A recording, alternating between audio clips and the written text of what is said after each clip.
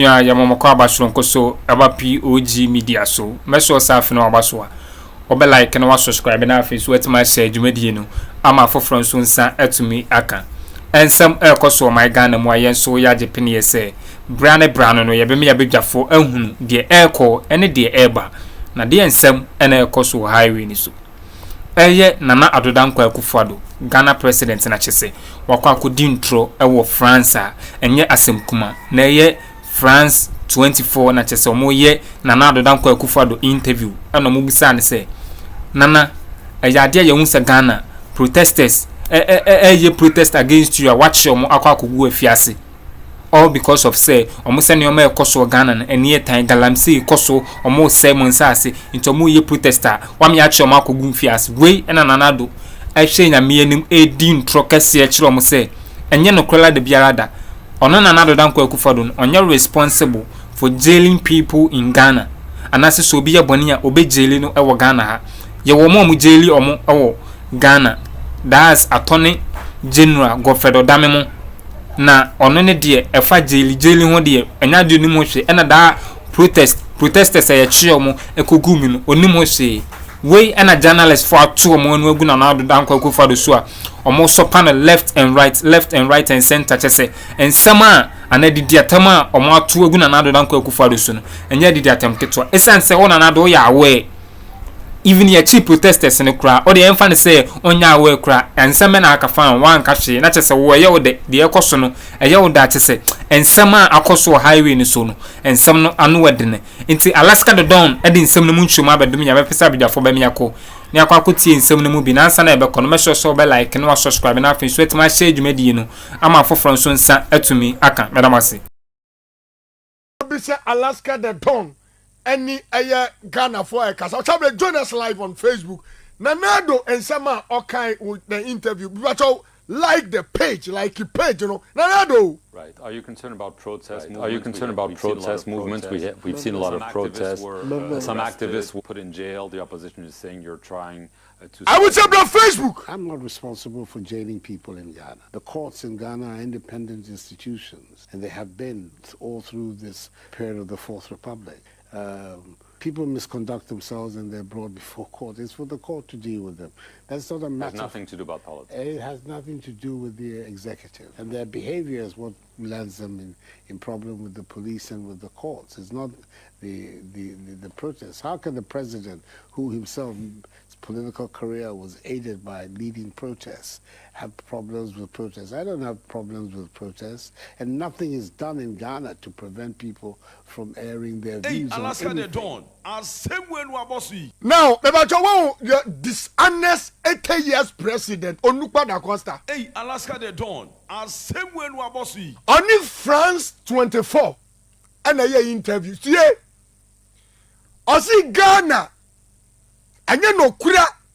Say obi ko demonstration ya restricting no onye bi da say court nso di asema onfa ne hu wura mu da J.Mensa& Dampare say the chief legal advisor to the government oyewanya Hey, Alaska the Dawn, same way no abosi. aban lawyer penny or two abanfo your friend no Godfred Dame. Hey, Alaska the Dawn, same way no abosi. It is say the assembly court akobo obi kwedu a eye Godfred Dame na betu na Addo for say yemfa nko court e dey na oye no. Hey, Alaska the Dawn, same way no abosi. Yay! Edi tie edi we J.Mensa, we Xp0와 na we state institution na Addo yi ni ho afim enti sabi nkwase asema ko Ghana police service nyina ye chichi nipa kwase akiri nyina na Addo so onim ho hwa ye moa. Hey, Alaska the Dawn, same way no abosi. Ye wo kuromu a na Richard Jakpa aka kire ye nse aye Attorney General say na Addo ani kenoforiata say onjeli aye atofosin. Hey, Alaska the Dawn, same way no abosi. Enti say Attorney General ye independent as Addo want us to believe her. Ebani den osi jail for me and ono so kwa ye. Hey, Alaska the Dawn, same way no abosi. So we have been telling you say Addo is a dishonest 80-year president and it's a bad example of all presidents in the world. Hey, Alaska the Dawn, same way no abosi. Enti anawa wo say watwi ni ho afiri ho kodɛ ɔkɔ election ni nya free and fair no wasa kwa na J.Mensa no aka just mempre make you no allow am. Hey, Alaska the Dawn. Same way no bossy. So we have been telling you, sir, the constitution has granted the president an immunity via send ofi power still police for near soldier for bebo ne by J.Mensa ofi power city guide the kura no oba guide. Hey, Alaska the Dawn. Same way no bossy. And more with the president that you have voted for. And then also the akwas wo man ni mu no oni mu hwe. Xp0wa a government appointee. Eba ne den na yeko aya sa yeko to aba ewo asin north. NPP to me ba bonten say Dampare adaso ewo ho a they will lose elections. Hey, Alaska the Dawn. Same way no bossy. Na nya midi mama mu hu say president we a dishonest president ne say ti ade we for mama ti mama. Yes, stop you am na. Yes, stop you am china. Na o ma ko fa o TV for na ko. Na o mo crofo ka ena galamse. Na galamse yetu no Accra. Inso no Accra. O mo mbra kuma se me demonstration. And come yesterday. Abrani who say we are winning the seats in the mining areas. So they decided to go and import foreigners. No mo nyo mo ba ya no man kan chom se mun ko in real no mu na mun ko to go do. O se mun ko nsuo no na mun ko tu. Na mo refi mo ho na the whole year. Inso aye problem da. Enya 1 month ya na start. Eye obi na opese anka omo ye na anka ye di speed. Na anka ya ko na anka ya stop galamsey for na anka ya lose your seat. Hey, Alaska the Dawn. Oh, fearless, Papa. But said this show always exposes them. I mean, you or see, nanka muyasa nanka ye jane ye lusu ye seat. Or see, it has nothing to do with politics. Seat, you know, I sorry. They know we are winning the seats. Dabio, I sorry na wami winning the seat ye day. Losing an election ay day. Your president is a dishonest president. Hey, Alaska the Dawn. Same way no bossy. J.Mensa say. Everyone says so bompa ye pe na Nyankopon say, "Hey, J.Mensa my daughter. Stop praying for these people." If say asasibu efu, some me bra Facebook. Ye betel insu am akese maku 6. Ananado ani na aban galamsey aban edi galamsey ase nsuo no. Hey, Alaska the Dawn. Same way no bossy. Na ye no ye tumre a na ya kire hie ba to bra Facebook Awuto FM official. Ene aye mandate ye de mamu atufo bo. We ba to katuro bi say Alaska the Dawn atena se. He said about 8 minutes into 2 p.m. Now me ba to bra Facebook. Hwe insuo maku 6. Eno ana J.Mensa say Nyankopon se ni buafu aban no ko asase ni se odi galamsey science ase no sa na nyame ka kire no. Hey, Alaska the Dawn. Same way no bossy. Na nado nya responsible for bibia da wo krom ha. MPP ba power. So ka cedi to dollar omsi Mahama. Na nado adenti na wo say ye boss wo besi 350 SHF from the scratch osi Mahama. Nanado other now say about as Russia Ukraine. Nanado other now yes say a teacher for you lazy. It is the bay na buy we by responsible for Niama Ekoso. Hey, Alaska the Dawn. Same way no bossy. And then the National Cathedral, you see a Reverend J.Mensa na sabotage. So who krano a dear now you responsible for Nia Ekoso. Hey, Alaska the Dawn. Same way no bossy. Some bra Facebook because if you can no credit atirao hwe insua ye di galamsey asai. Na me say that boss tira say na no say it is the arrest no any politically motivated. The people demonstrated against the government and for that matter any abai and edi ngwafo no court. Hey, Alaska the Dawn. Same way no bossy. Attorney General abai or your chief legal advisor to the government of therefore Nanado. And you go for no with them Nanado say no no nim ho hwe na Mbadobra Facebook Awuto FM official. Okay, you insure Womdi galamsey ase wo Ghana. We took a long boat ride from the estuary to inspect the rest of the Ankobra and find out the source of its pollution.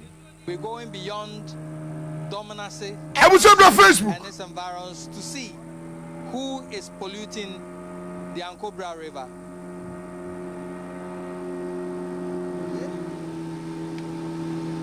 Our guide is the assembly member for Sangoma, Mr. Moke.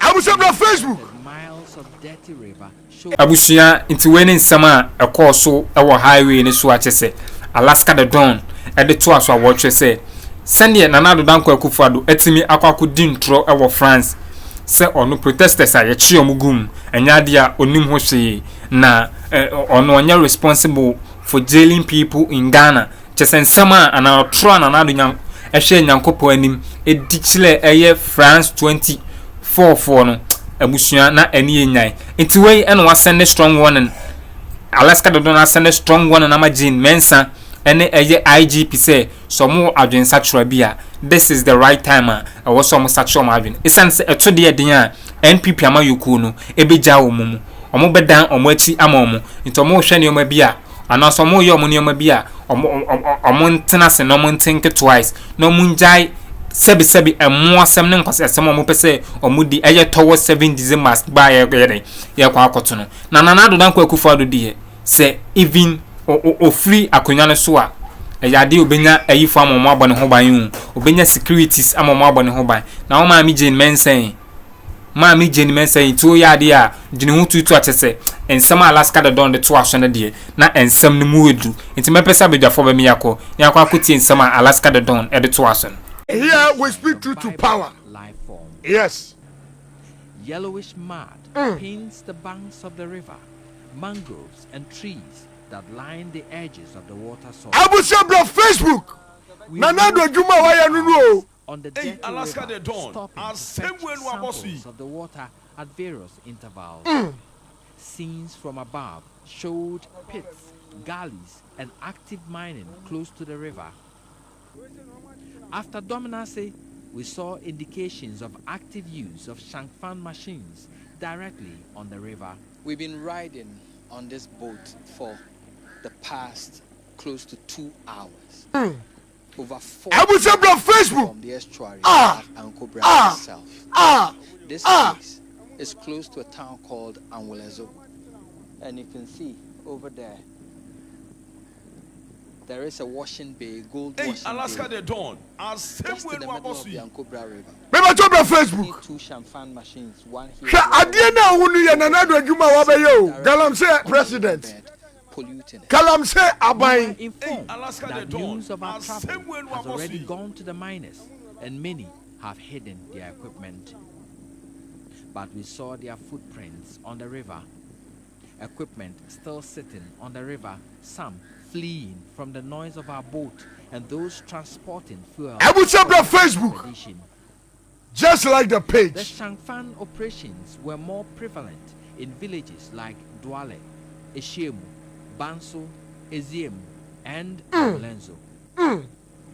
The river showed heaps of sand from mining forming at various sections Abusabra Facebook. for travel. Ghana has really become a The failed indigents state. say the Ankobra can And no longer be used Ghana to pharmaceutical farm council omu agriculture kire nsuo due to the pollution. as an omu dia yenro. Hey, Alaska the Dawn. This I'll woman say when we are says bossy. she's aware Ah. children who bathe in Ah. it get sick, Ah. but there is Me no beto for phone just like the page. I want to from official. Ọmọ dware a ọmọ yare paa Yes. sɛ adwuma na ɔmɔ yɛ no ayi mɛde ne ayi na ɔmɔ yɛ no nyinaa kɔlaa na ɔmɔ dware bi Hey, Alaska the Dawn. I'll say ɔmɔ when we yare are ɛha bossy. ɔmɔ paa so wotu ɔmɔ ntie. The level of pollution of the river Ankobra got the assembly member, whose town sits at the estuary, emotional. These activities on the Ankobra Hey, Alaska the Dawn. constitute I'll nature say when crimes. we are bossy. The Minerals and Mining Act 2006, Act 703, as amended, prescribes upon conviction a fine of 600,000 Ghana cedis to 1,200,000 Hey, Alaska the Ghana Dawn. cedis, I'll or say a when term we are of bossy. imprisonment of 15 to 25 years or both for a person mining with any method in or along the banks of a natural water body or the territorial sea of Ghana. Hey, Alaska the Dawn. Oh, fearless, Papa. I will say on Facebook. And Ghana ya den sama. Abraja was it there? Atukwamna free. Winnie by North Campus. My intel from Winnie by North Campus. Kasa. Maybe Safi. Now you see you are two petrol money Russia ni Ukraine war no. Now we no so no if a woman. Are you two we mo? You two we money board the dindi and to we boy the dindi is one room who got 5 cities. Then I see the G kakra no so matum. Now we so far Russia ni Ukraine war woman. Me ba chona kanina say road near say. Man can you 150 pesos. Now do 5 cities. You say 5 cities. Now you see how much you mean she on. Yeah, to me she and I say G any. Hey, Alaska the Dawn. As same way we are bossy. And they boy the power. And the month buying say we no there and you say import one. Say no boy the end to me shibium. Hey, Alaska the Dawn. As same way we are bossy. Hey, Alaska the Dawn. Oh, Phyllis, Papa. Enti, wow, nanado about power. Enti, and Akanyama we wouldn't take, and then we smokers on the demonstration. Hey, Alaska the Dawn. As same way we are bossy. No, me bato bro Facebook. Some of you near Akokura Onupa da Costa. I say yeah. No, we are so I no. Me bato bro Facebook. I want to have an official. Me bato bro Facebook near here. Bra. Hey. CEO, what how we are the first way now be clean no see. Hey, CEO, what how we are the first way now be clean no see. Hey, CEO, hey, Alaska the Dawn. How we are the first way now be clean no see. I will say bro Facebook. Oh, galam say. Hey, Alaska the Dawn. As same way we are bossy. Hey, Alaska the Dawn. Oh, Phyllis, Papa. Every time I'm in trouble, JJ and Gratwamra. Nasa me ba. Na pose. Sabi trumu. Anaka yedi shakari kolon. Ayoku jatwa black one de ba. But napo me pacho obi a bomb pa yonka napo wampa boom. Akwano dagme ni bese ebe wam. Eno chowe. The Mahama he said, come, my brother, come. You know the way my wife likes you. He said, if I am not alive, the only man in this country that she would love to marry is J.Mensa&Dampare. Really? I said, wow. Oh, yes. That is how nice this man was to me. And one day, we were on British Airways. I didn't know the wife. I will say, bro, Facebook. Staring at me from Heathrow. So when we got to VIP, the woman approached me and gave me a phone to talk. Then President Mahama, that time he was vice. He started laughing. Oh, you don't even know your wife. That's your wife. I apologize. I'm a human being. But that is great. I'm a human being. I think if I recount back in my relationship with them and all those, you know. Nah, Sawati.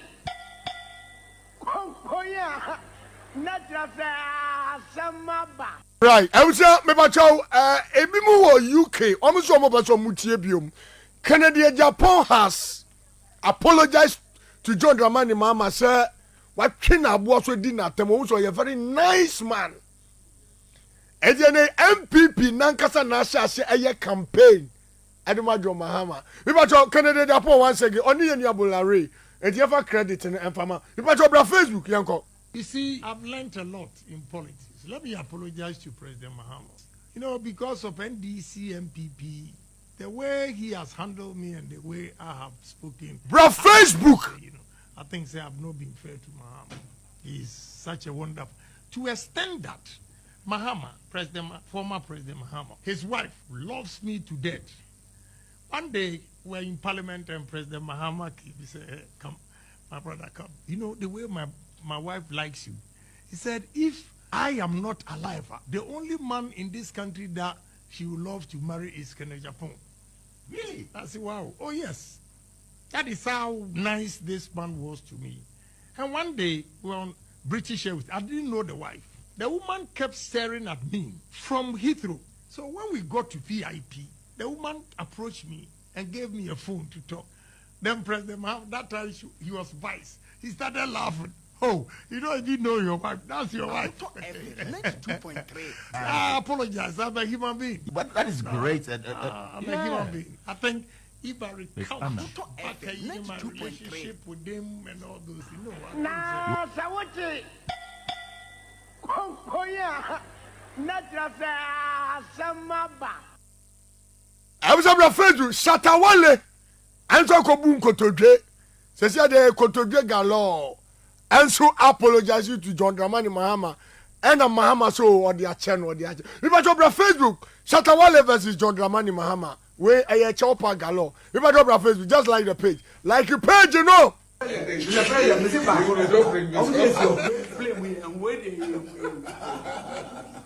shut up. No, look at you. There's nothing. Nothing. I was here. Shatawale no Obun Kotojo Mahama and you know. Or Pacho. By God's grace, you'll be fine. Yes. Let me drop your Facebook. So I'll tell anything I met you. They were all cute. You know, but I'll talk to you. Let me drop your John Mahama. Oh, shut up. Shut up. Shut up. Shut up. Shut up.